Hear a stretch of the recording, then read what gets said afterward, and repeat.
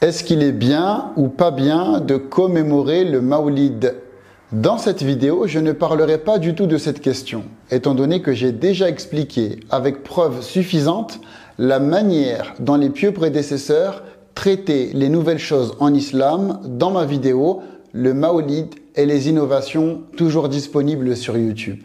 Les preuves citées dans cette vidéo sont suffisantes pour quiconque voudrait sincèrement comprendre cette question comme l'ont comprise les grands imams de notre communauté. Cela car celui qui cherche la vérité, une seule preuve lui suffit, tandis que celui qui ne la cherche pas, même 1000 preuves ne lui suffisent pas. Et comme dit l'expression africaine, ne ra ne duo chambontung, en français, il n'y a pas plus sourd que celui qui ne veut pas entendre. Ici, puisque cette commémoration est faite depuis des siècles dans tous les pays musulmans du monde, en présence des grands savants de notre communauté, juste pour notre culture générale, je vais vous partager 5 anecdotes historiques sur le Mawlid. Première anecdote.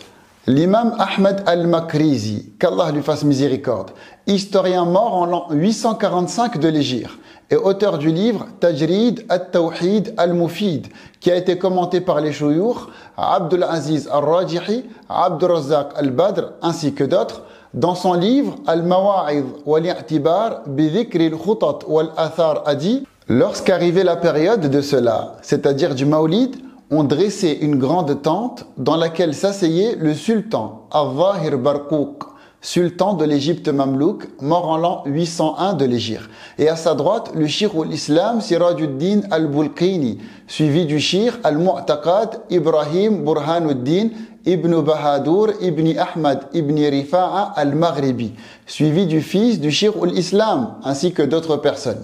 À gauche du sultan s'asseyait le shir Abu Abdillah Muhammad ibn Salama al-Tawzari al-Maghribi, suivi des 4 juges des juges et des shuyukh al-ilm. Les princes, quant à eux, s'asseyaient à une certaine distance du sultan.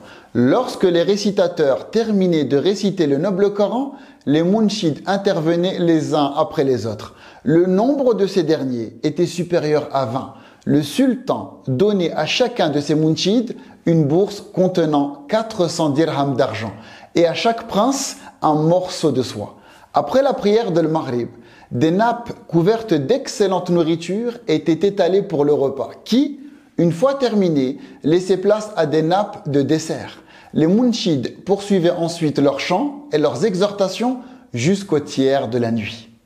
Deuxième anecdote. La commémoration du Mawlid était une tradition régnante au Maghreb, à laquelle les gouverneurs musulmans accordaient une importance particulière et à laquelle assistaient les savants. Les premiers à avoir commémoré le Mawlid au Maghreb furent les membres de la famille Banu al-Azafi, dans la ville de Ceuta, au 7e siècle de l'Hégire. L'historien Ibn Khalid al-Nasiri, dans son livre Al-Istiqsa li Akhbar al-Maghrib al-Aqsa, mentionne que le sultan Youssouf ibn Yaqub ibn Abd al-Haq a ordonné de commémorer le Mawlid dans toutes les grandes villes en l'an 691 de l'Hégire. Il a dit « Sache que la famille Banu al-Azafi de la ville de Ceuta ont précédé le sultan Youssouf dans cette noble action du Mawlid. Ils sont les premiers à avoir commémoré le noble Mawlid au Maghreb. Al-Mansour Billah Ahmed al-Sharif al-Hassani organisait la commémoration du Mawlid et y invitait un énorme groupe de personnes, dont à leur tête le juge communautaire al-Shatibi.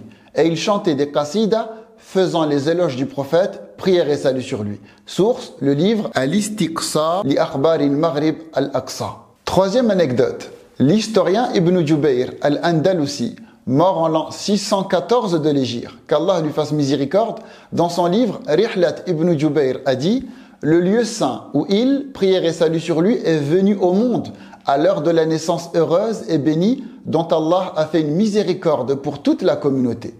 On ouvrait ce lieu béni et les gens y entraient ensemble en recherchant la bénédiction pendant le mois de Rabi' al-Awwal, le lundi de ce mois, le jour mentionné où il, prière et salut sur lui, est né. Parce que c'était le mois de la naissance du prophète, prière et salut sur lui, tous les lieux saints mentionnés étaient ouverts. Et ce jour-là était tout le temps mémorable à la Mecque. Ibn Jubayr est arrivé à la Mecque en l'an 579 de l'Hégire. Cinquième anecdote. Le vertueux général sunnite Muzaffaruddin Kokbori, nom qui se lit en français Gokbori, nommé par le sultan Salahuddin al-Ayyubi, mort en l'an 586 de l'Hégire, dirigeant de la ville de Erbil, commémorait de manière spectaculaire le Mawlid pendant le mois de Rabi'ul Awwal.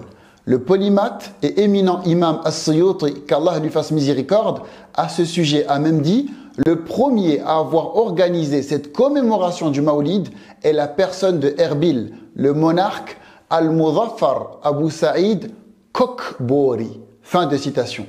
L'imam Abu al-Khattab Ibn Dihya lui avait carrément écrit un tome entier sur le Mawlid qu'il a appelé At-Tanwir fi Mawlid al-Bashir al-Nadhir, pour lequel le général Kokbori l'avait récompensé de 1000 dinars. Au sujet de l'imam Ibn Dihya, l'imam al-Zahabi, dans son livre Siyar A'lam al-Nubala, a dit: le cheikh, le savantissime, le traditionniste, en arabe muhaddith, le grand voyageur, le polyvalent, Majduddin Abul Khattab Omar ibn al-Hassan ibn Ali ibn Jamil, dont le nom est Muhammad ibn Farah ibn Khalaf ibn Qoumas ibn Mazlal ibn Malal ibn Ahmad ibn Badr ibn Dihya. L'imam Abdul Qadir ibn Badran al-Hanbali al-Athari, qu'Allah lui fasse miséricorde, a dit concernant cela: Muzaffaruddin, c'est-à-dire Muzaffaruddin Kokbori, commémorer le Mawlid de manière extraordinaire.